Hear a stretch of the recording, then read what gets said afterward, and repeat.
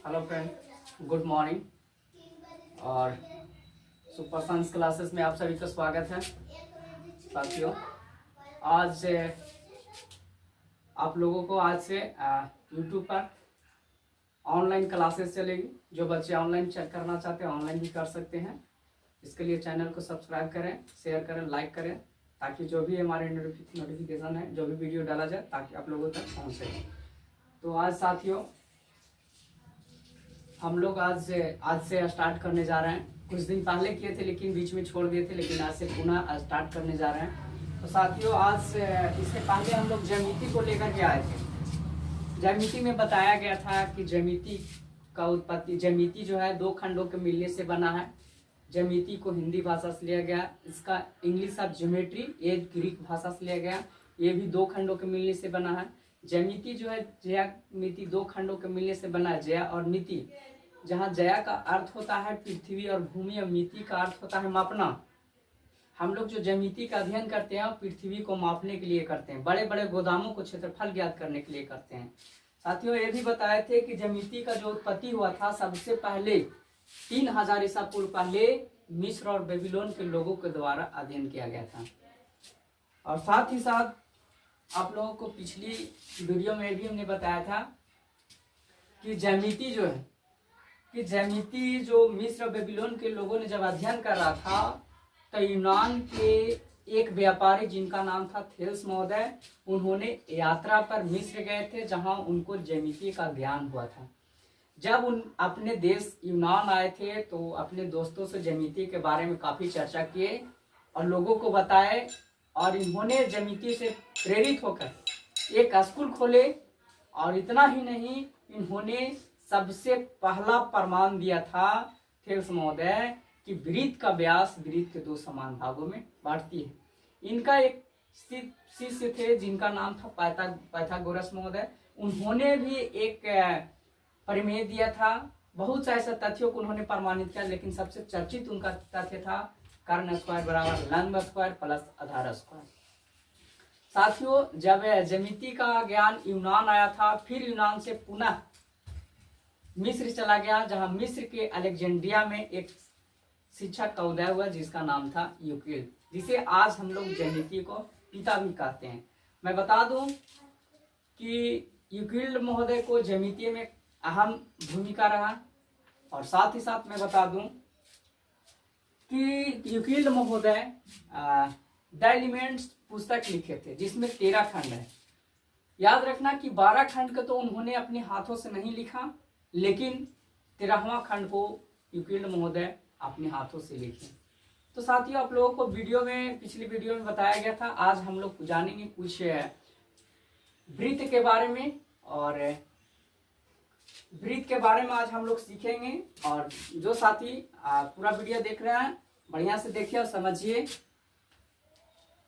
और बताइए ये वीडियो कैसा लग रहा है। तो साथियों, आज हम लोग वृत्त के बारे में अध्ययन करेंगे। वृत्त के बारे में, जैसे आप लोग गांव घर में देखे होंगे कि लोग अक्सर जानवर को खूंटा में बांधते हैं। उससे समझाने का मेरा मन मकसद ये है कि लोग आसानी से समझ जाते हैं, इसलिए हम इस चीज को उदाहरण ले रहे हैं। तो साथियों, आप लोग बहुत देखे होंगे कि जानवर जो होता है गांव में, उसको हम लोग रस्सी के माध्यम से बांधते हैं। जैसे एक हम खूंटा कर देते हैं और खूंटा में रस्सी बांध देते हैं, और रस्सी में यहाँ मेरा जानवर है। जैसे कहने का मतलब, सी मेरा हो गया खूंटा, और इसका नाम दे देते हैं बाय द वे ए।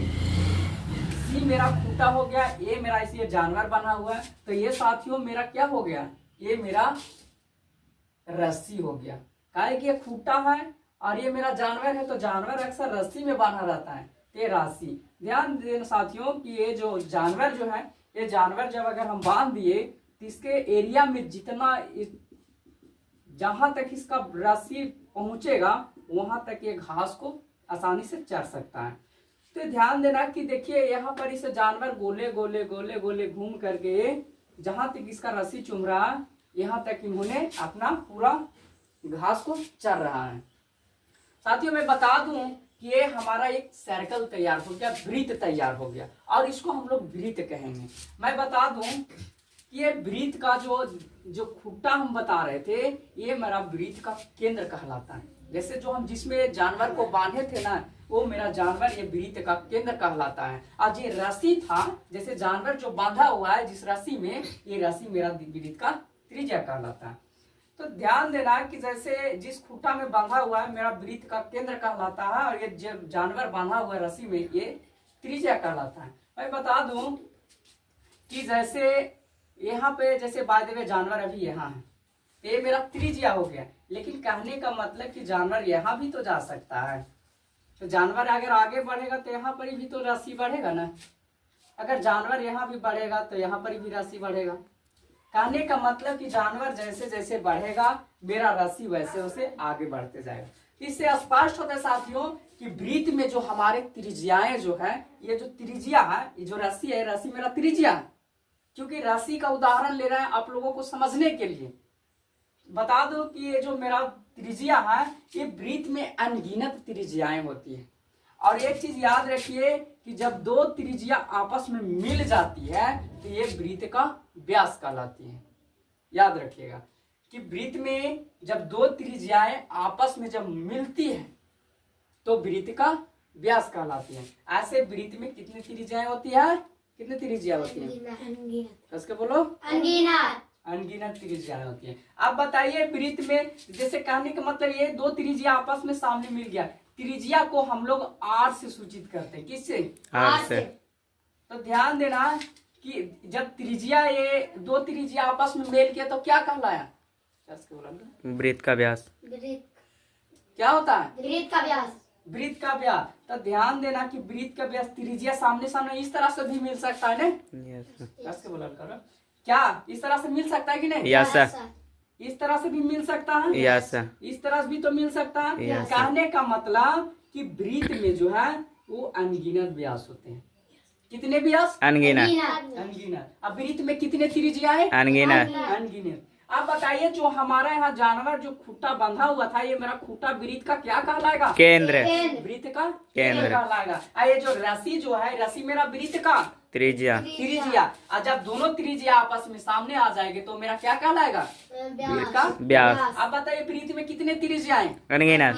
वृत्त में कितने व्यास? अनगिनत। ये अनगिनत। याद रखना कि वृत्त का व्यास को हम लोग डी से सूचित करते हैं। किससे? डी से। डी कहता है कै गो त्रिज्या? डी जो व्यास में, व्यास कै गो त्रिज्या?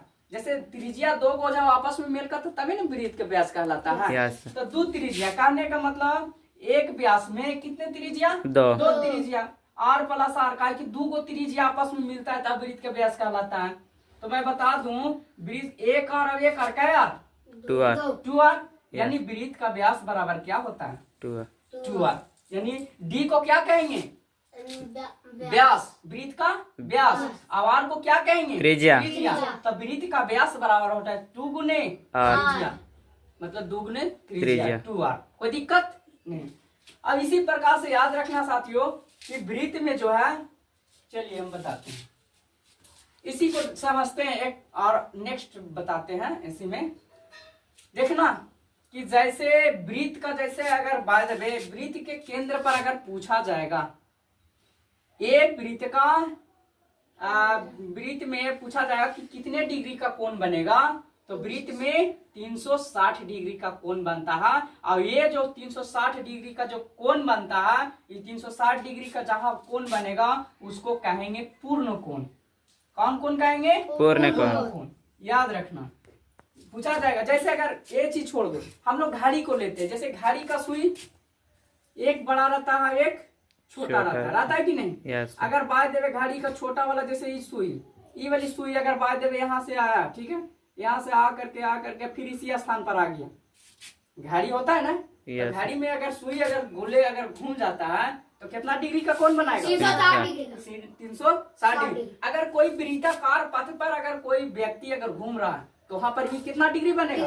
360 डिग्री। ऐसी समझ में आ रहा है? यस। 360 डिग्री जब बनेगा तो कौन कौन कहेंगे? पूर्ण। कोई दिक्कत नहीं। आप ध्यान देना कि जैसे वृत्त, इस देखिए ये मेरा वृत्त का क्या कहलाता है ये? जीवा। जीवा कहलाता है। क्या कहलाता है? जीवा। जीवा कहलाता है।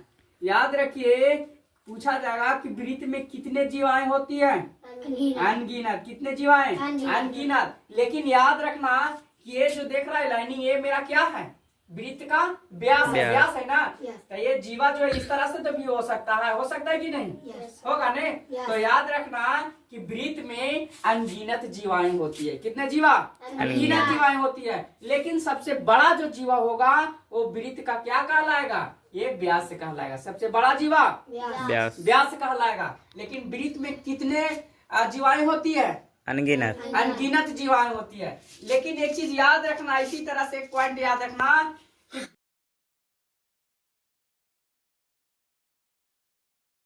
चलिए देखिए, आप लोग वृत्त का त्रिज्या बढ़िया से समझ गए होंगे और वृत्त का व्यास। चलिए आज हम सीखेंगे वृत्त के चाप के बारे में। ध्यान देना कि वृत्त के केंद्र से जब दो त्रिज्या जब दो त्रिज्या वृत्त के शीर्ष से स्पर्श करती है, छूती है, तो उसके बीच में जो क्षेत्र बनता है, एरिया बनता है, जैसे यहाँ देखिए एरिया बन रहा है ना, यही वृत्त का चाप कहलाता है। क्या कहलाता है? चाप। आप बताइए, इसको यहाँ से किए, ये तो यहाँ से भी हो सकता है, ये भी तो एरिया बन रहा है ना? ये भी देखिए, ये भी एरिया बन रहा है कि नहीं? तो ध्यान देना कि वृत्त में ये मेरा क्या कहला रहा है? चाप कहला रहा है। ये भी क्या कहला रहा है? चाप कहला रहा है। ये चीज समझ में आ रहा है? तो ध्यान दे, ये जो एरिया दिख रहा है ना, ये मेरा क्या कहला रहा है?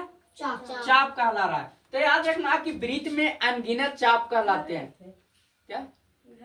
अनगिनत चाप होती है, याद रखना। लेकिन याद रखना कि सबसे बड़ा चाप क्या होता है? वृत्त का परिधि। पूछा जाएगा ऑब्जेक्टिव में कि वृत्त का सबसे बड़ा चाप वृत्त का परिधि और सबसे बड़ा जीवा वृत्त का व्यास। कोई दिक्कत नहीं सर। समझ में आया? चलिए ठीक, थैंक यू।